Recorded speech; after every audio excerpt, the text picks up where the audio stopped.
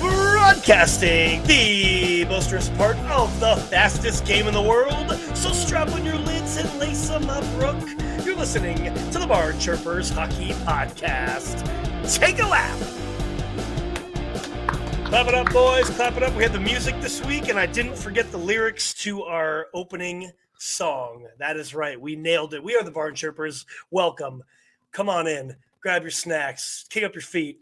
Or whatever. Maybe you're driving, so maybe don't do that. But grab your waters, grab your sparkling water, whatever the case, guys and gals. We are the Barn Chirpers. Follow us on the Instagram and the threads at Barn Chirpers Pod. And anywhere on the internet, just search Barn Chirpers Pod and do that thing that we love you to do. Subscribe and all that good stuff. We're going to have a sweater game. We're going to have a little line combo game that I thought of. Maybe this is going to be cool. Maybe it's going to be dumb.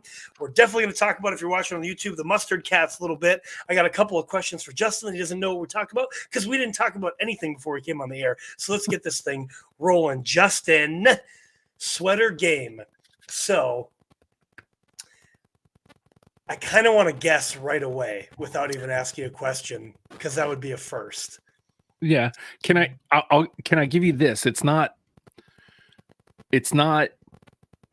this won't give anything away, I don't think, but I'm so excited for this one.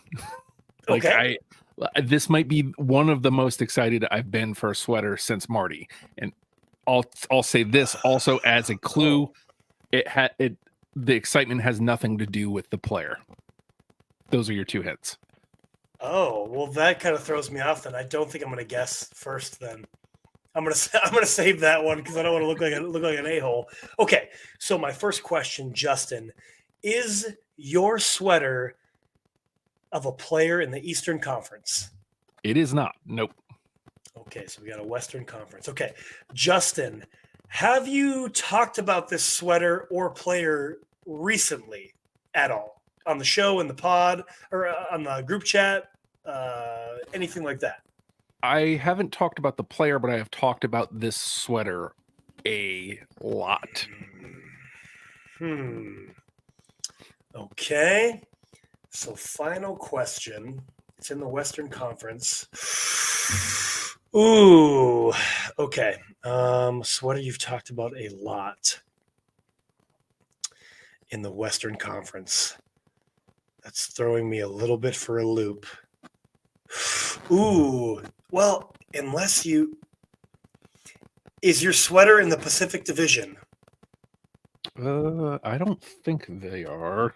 I can never remember what the Western divisions. I think they're Central. Let me look. I don't want to say no for sure, but my guess is they're Central Division. Oh, I guess they are Pacific. Yeah. Okay. I mean, I got to go with this one then. Is your sweater a San Jose home teal? God, I want one so bad. Like, that is a really good guess. It's not, really. It's not. I haven't found a place where I can get that yet. So that's what I thought too, but I have no idea then. I mean, yeah, give it to me. All right. Drum roll. Oh, Mangiapane. Yep. That is sexy red. I love that. Calgary Flames. Look at that. It really, one of my favorite non-Devils sweaters, period. Like, I love the Flame sweaters. These are they're just top notch. I love the logo. I love the color scheme. I love everything about the design. Is top tier for sure. I ended up with him because they didn't have very many options in the home red. You would have got Shango though. If they had Shango in a home red, I would have gotten Shango for sure. No question. That makes sense. I got to put this on. I'm excited. Yeah. I'll stall. No, that's a good pick. I was thinking, because you just got the Jack Eichel in the reverse retro, and you already have a Seattle, so I really wasn't sure because you have a Gretz Edmonton, so I was like, I guess I got to go with San Jose, but I wasn't even thinking about Calgary there for that. those couple minutes. So, but I do love that Calgary sweater. So I never would have guessed it. I don't know why it wasn't on my radar, but it's a solid sweater. Shifting gears here a little bit, Justin. I'm wearing my Mustard Cat hat here today because the Mustard Cats are on an 18-game point streak, 16-0-2. They are on a hell of a run. And Justin, I wanted to bring this up because we talked about the Mustard Cats recently, and I said something along the lines of like, man, they're in that first wild card spot, but I'm sick of the Mustard Cats like limping into the playoffs and then getting eliminated after a few days. Well, and I looked deeper into this. They're in that first wild card spot because the Central Division is so stacked. Mm-hmm. Dallas, Colorado, and Winnipeg just keep beating the crap out of each other and everybody else. And they started off, ahead of where Nashville was. Nashville kind of struggled to start the year off. But looking at it right now, Nashville is only 4 points off of Winnipeg. It's 90-94 right now. Nashville could very easily get into that third spot with about 10 games remaining because Winnipeg has lost the last 3. Yeah, they're limping. Yeah. It is very, very, very possible that the Nashville Predators get that third spot in the Central. And here's another stat for you. Nashville has 43 wins on the season. That puts them – here's a couple interesting things. They are 1, 2, 3, 4, about fifth in the West with 43 wins. So they're fourth in the Central, but they're fifth in the West with 43. And they're just right under the other teams, Vancouver, Dallas, Colorado. So that's an interesting stat. They also are only 5 wins less than the New York Rangers, who just clinched their playoff spot last night with 48. So these stats are interesting to me because, again, I've looked at that first wild card spot like, oh, man, I mean, the Cats have had it for a while, but I just don't want to see them limp in the playoffs. I think, and I don't want to jinx them, I think it's safe to say that they are not going to limp into the playoffs. And bold statement here, they could very well be the upset like the Panthers were last year. Very possible. The way they're playing, and I think I don't know where the math lines up, but the last loss is somewhere around when the Devils beat them. The Devils won back-to-back games. The only reason I remember the Devils won back-to-back games against Seattle and then Nashville. But even in that Devils game, like, they play a really good style of hockey. And I mean, you look at where they're at.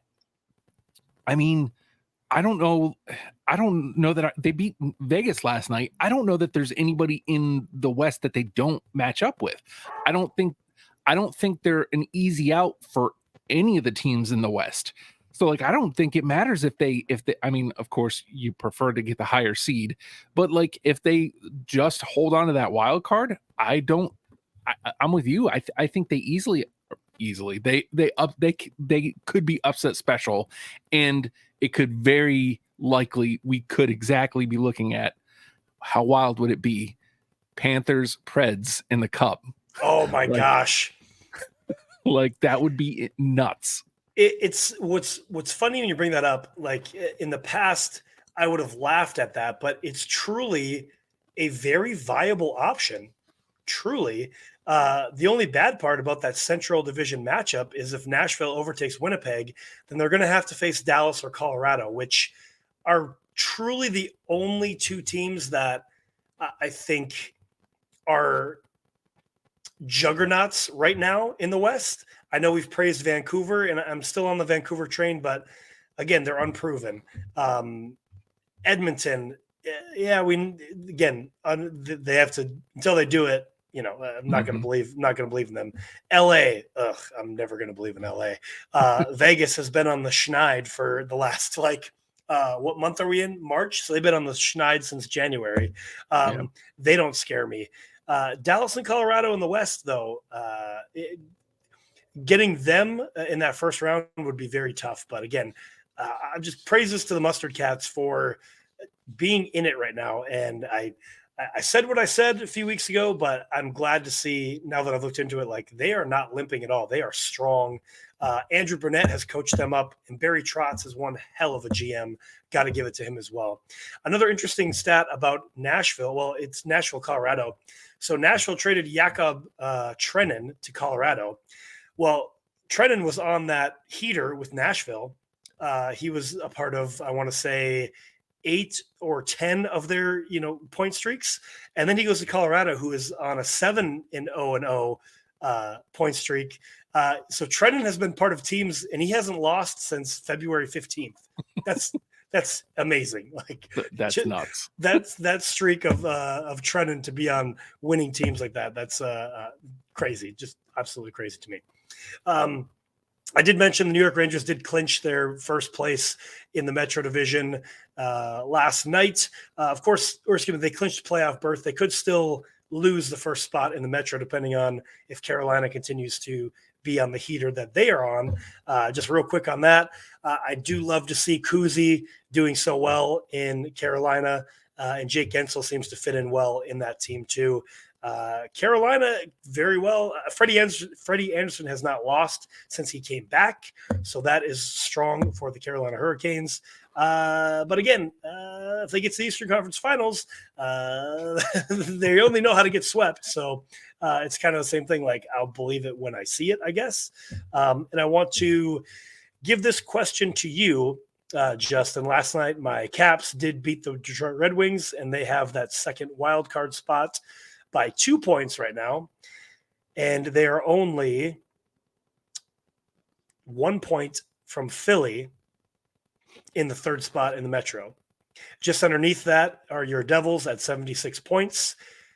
With your Devils have 9 games left to play. Mm-hmm. Washington has 2 games in hand. So are you ready to put the nail in the coffin, or do you still think there's a chance that they could get into the wild card spots? They are 3 points off of Detroit for the just under, and 5 points from the second wild card spot. So this is a head versus heart. My head says they've been done. You know what I mean? They've been done. To me, they've been out of playoff conversation since the loss to Calgary just after the All-Star break. Like, to me, that's when it was done. But so that's what my head says. My heart says I'll believe it when they're out, and especially the way they're playing, minus the Arizona game where Kakinen gets lit up for 3 in the first, and then they hold them scoreless the rest of the game. I mean, if Kakinen, and I don't put it on Kakinen, I put it on the defense. I don't want to get too deep in the weeds here to answer your question. But they're playing really well, and the offense is coming alive. Again, Arizona and Ottawa being the outliers. It's a head and heart. I think my head is right. I think I don't think they make it, but what I want is for them to play hockey, not even good hockey, just hockey. Because when they play hockey, they just look better. And when they're just out there just running around, it's madness, and they get blown out by the Sens. So to answer your question the very long way, they're out.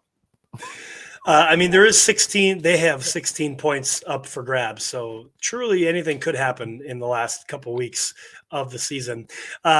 Shifting one more time, going over to the West. We talked about them already. The Vegas Golden Knights are in that second wild card spot right now, right underneath them. St. Louis 6 points off, Minnesota 9 points off. But Vegas just can't seem to get it together. I'm not a Vegas fan. I did pick them to win the Stanley Cup to repeat this year because I said, hey, prove me wrong. But they're kind of proving it right now. I'm wondering if they're just they just get to the playoffs and then they'll turn it on then. But you're really kind of riding the line there. I mean, St. Louis, like we've said in the group chat, we can't figure out St. Louis. They seem to go on these little mini heaters, lose a few in a row, and then all of a sudden they're still in playoff contention. Like they've moved up from seventh in the wild card up to third in the wild card over the last month and a half or so. So I guess my question to you is, do you think Vegas still has enough juice in the tank to flip-flop with the LA Kings, or do you think in both cases St. Louis is just going to overtake that second wild card spot? I guess it's Vegas, so I'm very they kept proving us wrong last year, so I'm very hesitant to pick against them. I think it's much more likely that Vegas figures it out, surpasses the Kings, and if anybody gets overtaken, it's the Kings by the Blues. But in all reality, the Blues are very similar, at least in the way their season's going, to what I've been watching with New Jersey. Like they aren't consistent enough, and if you're not consistent enough, you're not going to get there. And they're 6 points back of Vegas. Could they? Yeah. I mean, obviously, or they wouldn't even be in this position. I just don't see it happening. I don't think St. Louis has the gas to gain those 6 points, let alone enough to pass either and or both Vegas and LA. Yeah, I think that's fair. Like I said, they go on their little mini heaters, but the other side of that is they lose a few in a row, which doesn't help their chances at all. So again, there's about some have 10 games left, but about 10 games left of the regular season, so a couple more weeks. So we'll see how things continue to shape up. It is exciting, though, that the wild card and third spot in three out of 4 of these divisions are up for grabs. So that's fun. A lot of meaningful hockey down the line there. I wanted to ask you, being that you've been number 1 in our fantasy league pretty much all year, Justin, is there somebody that you are like your biggest pickup in fantasy this year? Do you have somebody or two somebodies that you think were your biggest clutch pickups this year that you managed to maintain first place all year? So I've brought this guy's name up before, and he's been on the IR. But before he went on the IR, Dakota Johnson was clutch for me. He was huge. And I mean, I picked him up for hits, and so he was getting me hits. But then he started producing, like as Vancouver was winning, he started producing points as well. So I was like, oh, well, I got to ride this guy. Like I gotta hold on to him. So for sure him, I think I drafted Lozon, so I don't think he counts. 6K. That's the other one. 6K has been playing out of his mind the last month, considering Buffalo's season and considering the way he started. Just absolutely dreadful. And there was one point this season where he had 2 shutouts in a row in a week at back-to-back starts. And I think he got lit up for 3 goals, last week. I think he got totally blown up for 7 goals last week. So he kind of screwed me when I was playing you. But those hiccups, other than those hiccups, 6K has been huge. I picked him up, I think, month and a half ago, and he's been huge ever since I got him. Yeah, I mean, I was going to say either Wyatt Johnson from Dallas was a solid pickup that I had early in the season, or Patches. Once Patches was close to coming back, I'm going to change my answer. Patches and Patty Kane. I picked both those guys up when they weren't even playing yet. They were just starting to practice, and I picked them up. And Patty Kane has pretty much been a point per game that he's played, and Patches has been clutch.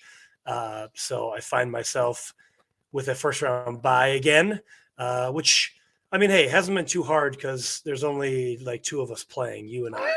So It really wasn't that hard to come through with that. But anyway, that's the the fantasy story for this week. I guess our first segment that we did ever with fantasy. So I came up with this game idea the other day, and essentially we are going to bring up or say, what am I trying to say? It's a line combination game. So we're going to say who the player. Oh, did you lose me? What happened here? Mm-hmm. I still hear Hello? you. Yeah, I still hear you. Oh, okay. I don't know what happened there. My screen just went blank. Okay. Oh. So the game, we're going to name off a line combination, and the other person will just try to guess what team it is. It might be the first line or it might be the second line.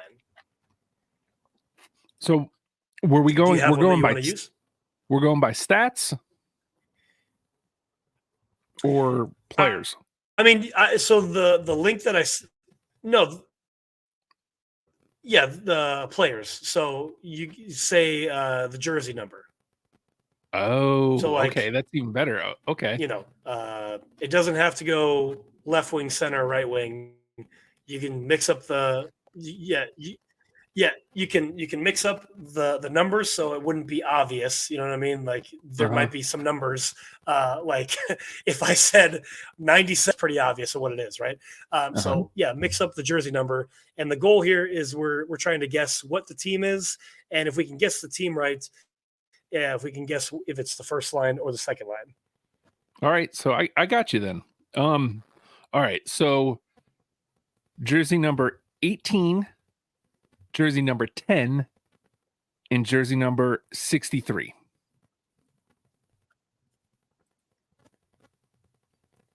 18, 10, and 63. That sounds so familiar. 10, 18, and 63. Dang. The 63 stands out to me. It's like I'll give you some stats. I don't know if this will help, but it will buy you some time for sure. The three of them combined on the year have 63 goals and 81 assists. Okay.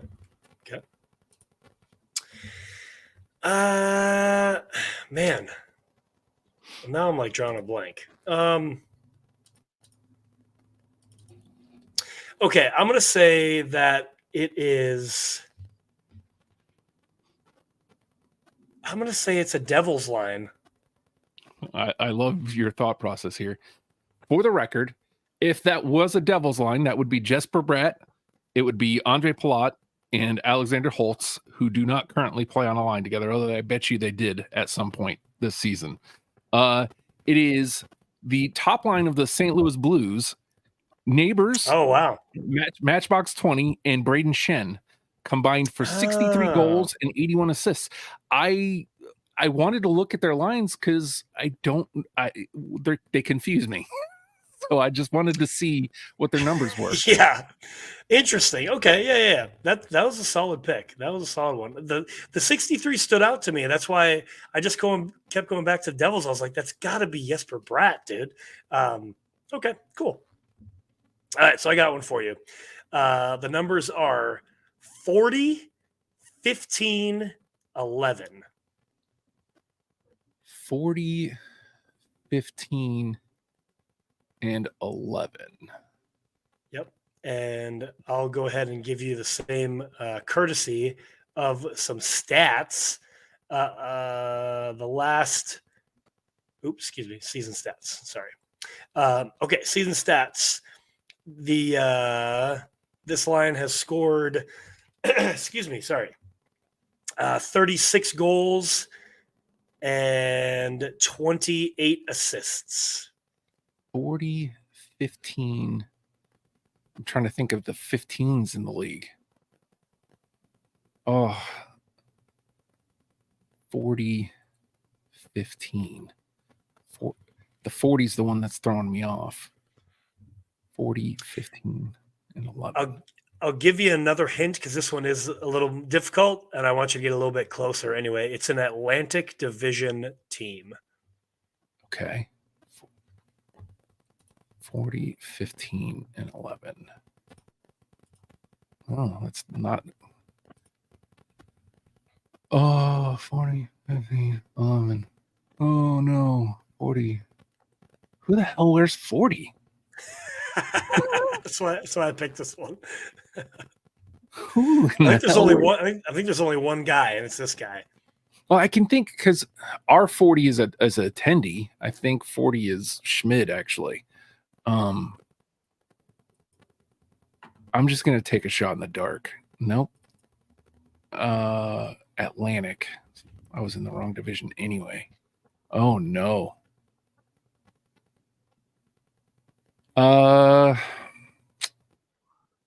Somebody I haven't seen line. The Habs? You are correct.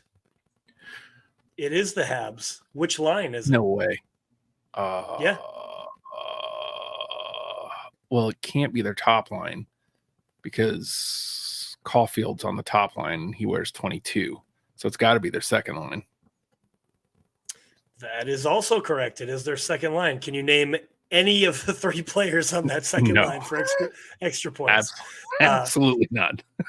Yoel Armia is number 40. I never would have got that. Alex Newhook is 15. And Brendan Gallagher wears number 11. I like this a lot, but I'm better. I'm better at this than like I thought you were proposing stats. Oh, I mean we could do that too, and maybe that'll be fun. Let's try that. We're doing it on the fly. Let's do it on the fly. All right. Well, I've got another one. I got another one then. All right. Based on just stats. Season stats? Season stats on the season.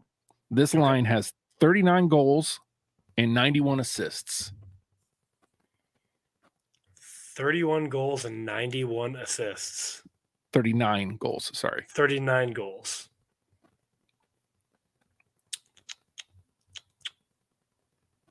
$39 goals. And how many assists?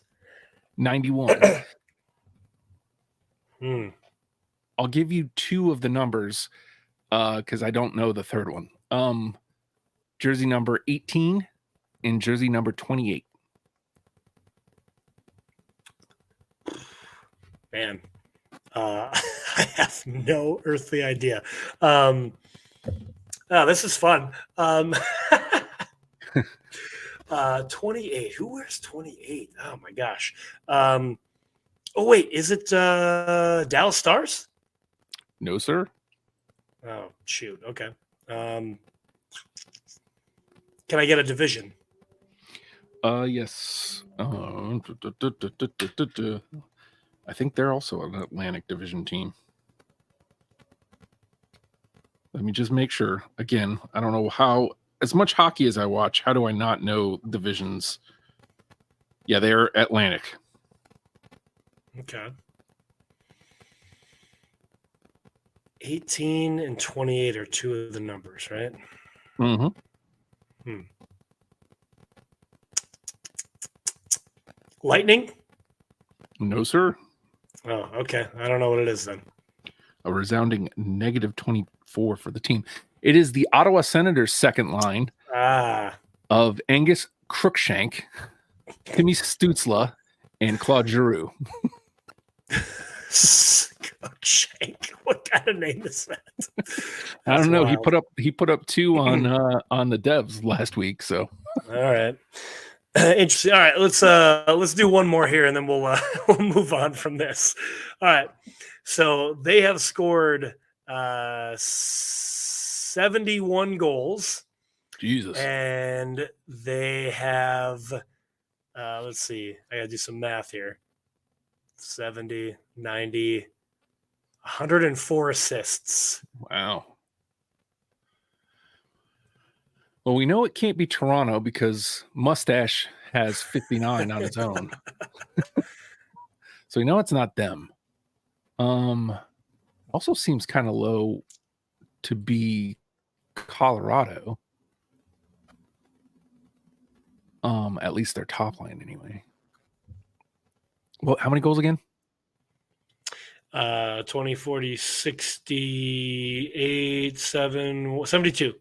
72 goals.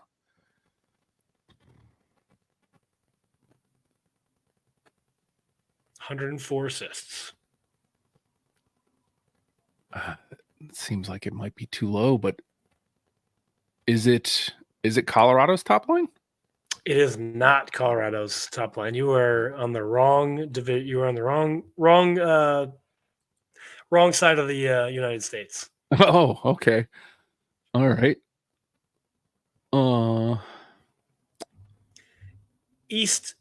Eastern Conference, Metro All right. Division. Metro.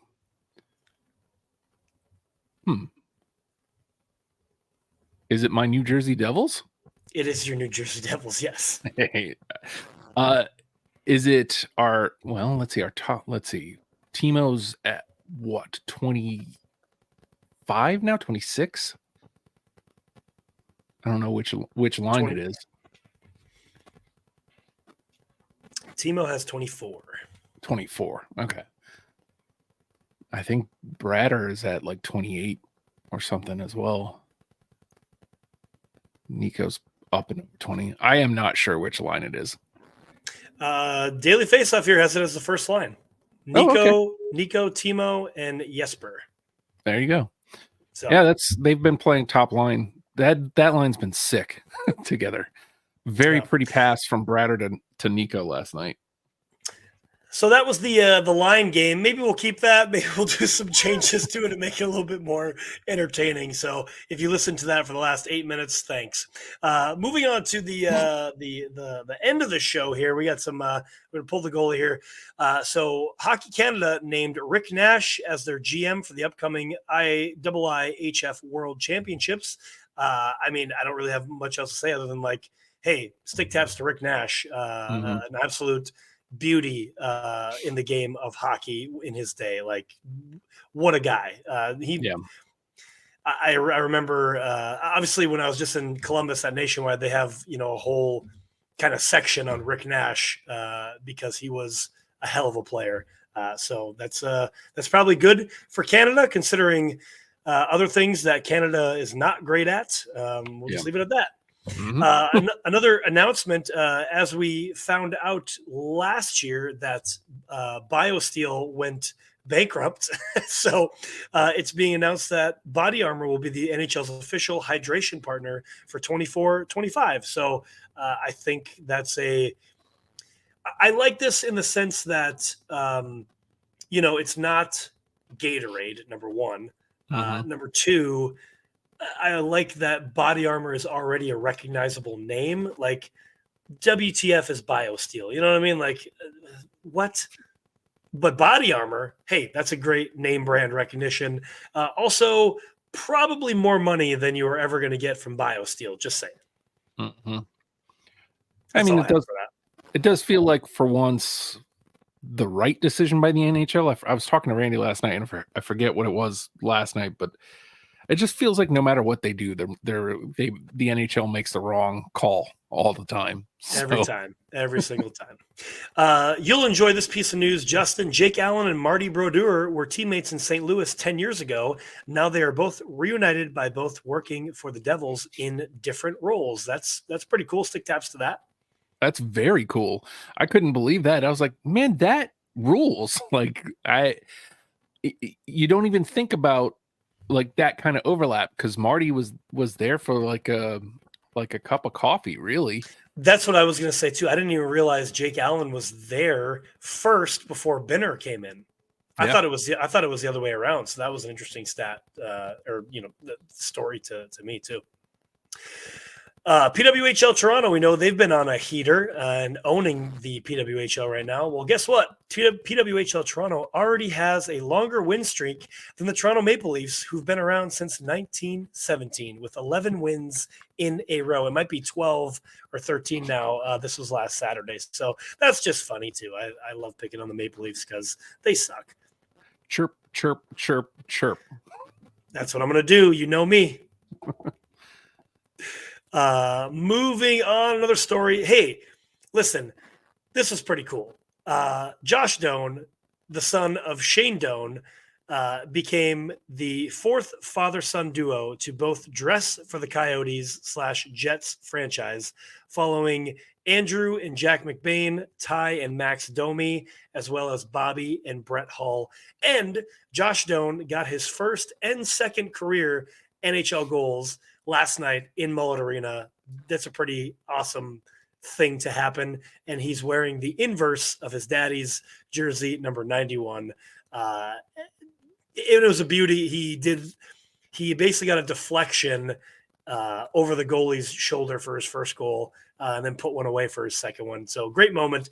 And hey, something for the Coyotes to look forward to in the future, even though they're probably moving to Salt Lake City. Yeah. But there was some renderings of the Coyotes proposed, like what their barn would look like. And I don't know if you saw it, Justin, but it looks pretty dope. I'll see if I can find it here while we're talking about it. It's literally just comes down to the fact of like, it's literally going to still would be at least 5 years before it could even happen, because like they haven't broke ground yet. They don't even have the land yet. Essentially, I forget what Frank Saravalli had mentioned, but there's a hearing in the middle of April, and if they win the hearing, essentially, then they can own the spot, essentially, of land that they want to have. But then there's still all the permits and whatnot before they can even break ground to start building. So you're telling me there's essentially be 5 more years minimum at Mullet?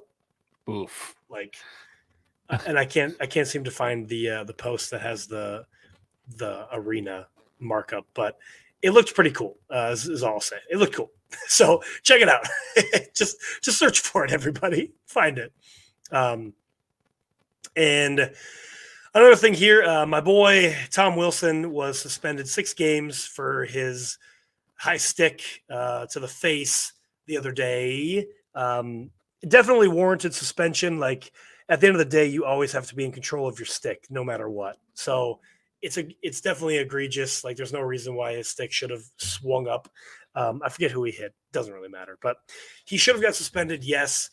But let's just remind this year of all the things that have happened and how many games were suspended for. Morgan Riley cross-checks Ridley Gregg in the face and only gets 5.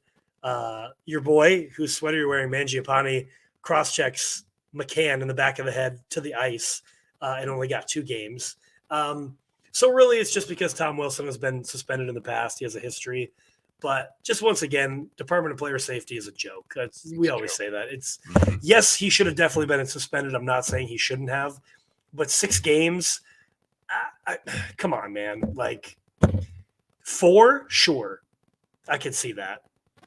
But 6, come on. Especially here going into the playoff push with the Caps very much in it. Well, I mean, it's not even necessarily that, but just because it's literally just because of his history, but he literally hasn't been suspended for 4 years. So I just think it's the whole George Peros and player safety. It's a joke. Literally from the top, Gary Bettman down, just a whole regime change needs to happen for the NHL to grow. That's the stance that I'll stand by forever. On a positive note, let's talk about Nathan Mack, Chuck McKinnon real quick. Justin, first of all, did you watch Sunday, the Penguins-Colorado game by chance? I forget why I didn't. There's a reason why I didn't, but I didn't. Dude, so I tuned in the second period. In the second period, the Pens put up 4-0 on Colorado, okay? And it's about 11 or so minutes left in the second. McKinnon drives down the ice, and we've talked about his speed bursts before. Obviously, I wasn't there to see it, but literally watching on TV, you could see the speed bursts and how much better and faster Nathan McKinnon is than a lot of guys on the ice. He streaks down the ice and gets a couple deeks in to try to get one in on Nedeljkovic. I forget who it was. It might have been Letang. He did get hit like a minor little tap on the hands, but we've seen this year that has warranted a penalty shot, right? So that doesn't happen. When Delkovich saves it, whistle blows. McKinnon looks at the ref with just this death stare and, says choice words and then slams his stick against the boards. Literally 2 minutes. I've said literally a lot in the last couple minutes. 2 minutes later, the Colorado's put up 2 goals. So they go into the third 4-2. They end up winning in overtime 5-4. And on the back of Nathan McKinnon, and this is what I wanted to say, Nathan McKinnon is the first player in NHL history to have 2 point streaks of at least 19 games in one season. Wow. So twice this season, he's had 19 game heaters. And not to mention, he's scored in every home game Colorado's have thus far. And if he goes ahead and does score in the remaining 7 home games, technically he ties Wayne Gretzky for that record. In Gretzky's time, there was only 80 games played, so Gretzky scored in all 40 of home games. So you can't really say McKinnon breaks the record because it just wasn't available. So he would tie the record, though. So that's pretty cool for Nathan McKinnon.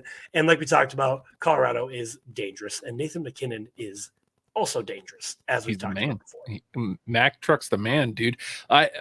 He might just will them to the cup by himself. I mean, and that's not to disparage the rest of that team. Colorado Ice is a really quality squad.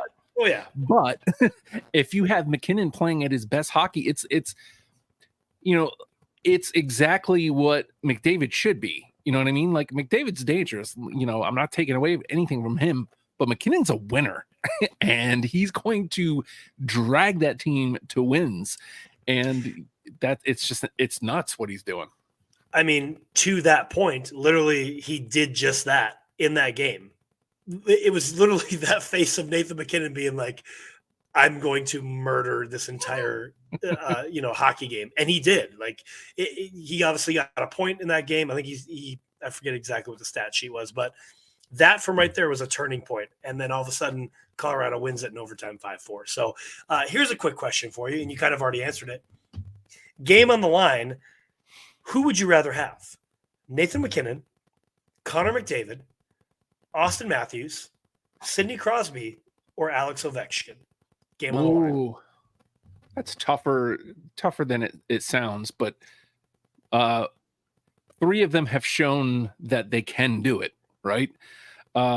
Ovi's definitely slowing down. Sid the Kid's been doing it all season, which, by the way, we need to have a discussion on this show about how dirty Pittsburgh's doing Sid, but more on that on a different episode. Yeah. But I mean, as of right now, currently, it's Mac, and not just because we just talked about him, but because he's actively doing what you're talking about in this season. So it's got to be him. Yeah, I was already going there anyway. Like, if just watching that, I'm like, okay, yep, Colorado's going to win the cup. Very possible. This is just like took the team on his back and made it happen. So I will pick that every single time. That's the show this week. I think we're gonna wrap it up here. Unless you got something to talk, anything else to put out? Love my Devils. I did get to see. Actually, there is. Sorry, I'm glad you asked. Go for it. Does Steve Levy not watch hockey? Because I don't know why. I was watching the first. I had deprogrammed last night, so I didn't get to watch the entirety of Devs Leafs. But in the first period, the Leafs had 22 shots. The Devs only had 8, right? And the whole time it's like, oh, this is all Leafs. This is all Leafs. Okay, fair enough. But at the end of the first period, it's 2-1 New Jersey Devils, and Steve Levy goes, "I can't believe this. It's 2-1 New Jersey. I can't believe this." What do you mean? This happens all the time in the league. I lost count of how many times just in New Jersey Devils games alone where we've outshot the opponent and are losing. What are you talking about, dude? Watch a hockey game for once. For once, would you? For once. Drove me nuts, man. That's funny. Steve Levy, I think, is one of the best commentators in the game right now. But come on, man, you gotta. Do Do you not have a stat sheet or something like that? You know what I mean? Like, it's weird, man. You know. Anyway, so that was the show this week. Listen to us and look on the internet for us and all that good stuff. And you guys know what to do. We'll talk more probably playoff stuff next week because it'll be close to the end of the season. So check that out, and we'll chirp at you later. Keep your head up, play to the whistle. Stick taps and sellies, boys. Clap it up. Woo!